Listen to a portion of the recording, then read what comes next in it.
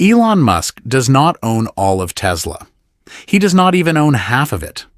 His reported beneficial ownership is roughly 20%. Yet Tesla appears inseparable from his identity. He announces products and moves global markets. Investors study almost every word he says. Employees build around his enormous long-term vision. Customers often purchase more than an electric car. They purchase a piece of Musk's promised future. So how can one man exercise this influence, despite owning only part of the company? The answer reveals how corporate control actually works. Ownership is only the first layer. Leadership, voting power, and reputation matter too. Tesla's story did not begin with Musk alone. The company was incorporated before he joined it. Musk entered Tesla as an early major investor. His capital gave the young company vital oxygen, but his investment purchased more than financial exposure. It secured a powerful position inside Tesla. Musk became chairman of the company's board. He helped shape its strategy and fundraising. Tesla was attempting something brutally expensive. It wanted to manufacture desirable electric vehicles. Traditional automakers already controlled factories and suppliers. Tesla possessed ambition, but extremely limited infrastructure. Every development delay consumed precious investor capital. Every failed component increased the company's survival risk. Musk repeatedly invested money into that uncertainty. His fortune became tied to Tesla's outcome. But investment does not automatically create permanent control. Other investors receive shares and voting rights too. Employees can receive equity as compensation. New fundraising can dilute existing shareholders. Public markets introduce millions of additional owners. Tesla eventually became a publicly traded corporation. That meant Tesla no longer belonged to one individual. It belonged collectively to its stockholders. Each common share generally carries voting power. Investors use votes to elect company directors. Those directors are responsible for overseeing management. The board can appoint or remove executives. This creates a theoretical chain of authority. Shareholders choose directors through their votes. Directors supervise the chief executive. The chief executive manages the operating company. But reality can be much more complicated. Not every shareholder participates equally in voting. Large investment funds may hold enormous positions, yet their ownership is spread across client portfolios. Musk's shares are concentrated around one individual. That makes his voting bloc unusually significant. However, 20% still cannot guarantee every vote. Other shareholders can theoretically oppose his proposals. So Musk's influence extends beyond his share count. The second layer is his operational importance. Tesla's strategy is deeply associated with Musk. He has served as its chief executive for years. He influences product direction and engineering priorities. He also communicates Tesla's long-term ambitions publicly. Replacing an ordinary executive can be relatively straightforward.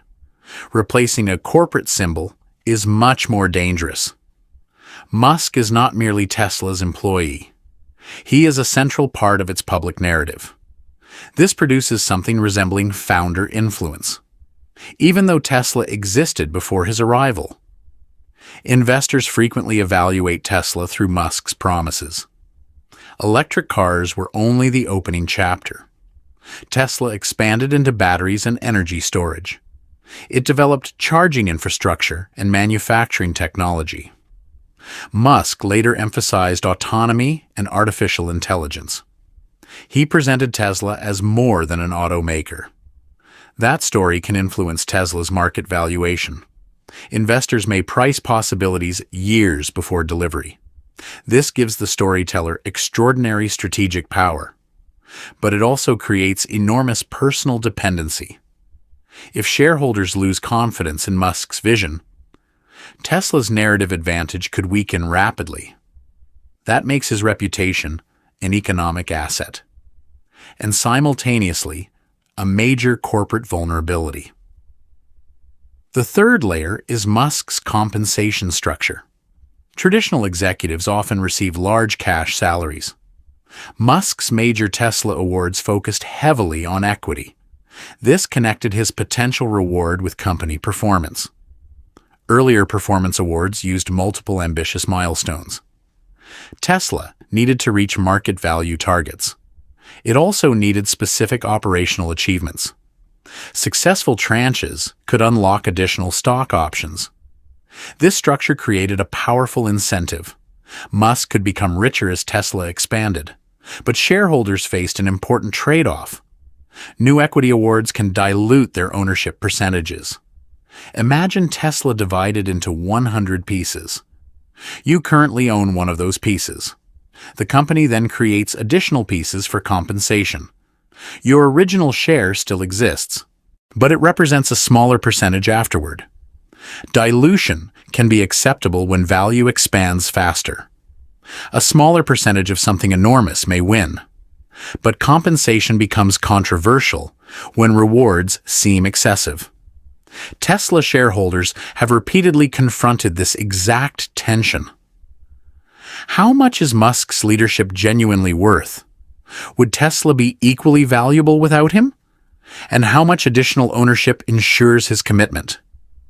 These are not ordinary salary questions. They concern Tesla's future control and identity. Musk has publicly expressed interest in stronger influence, especially as Tesla moves deeper into AI.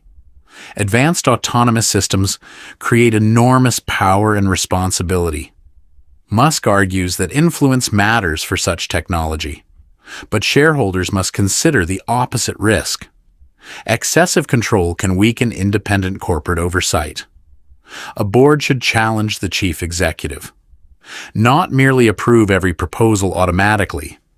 Independent governance protects smaller shareholders too. This is where ownership economics become political. Every additional share can carry another vote. Every vote can influence Tesla's board and strategy. But formal votes are not Musk's only weapon. His audience creates another form of power. Musk can communicate directly with millions worldwide. He does not depend entirely on traditional advertising. One product presentation can dominate global technology coverage. One social post can reach investors instantly. This produces extraordinary marketing and fundraising leverage. But attention can move in both directions.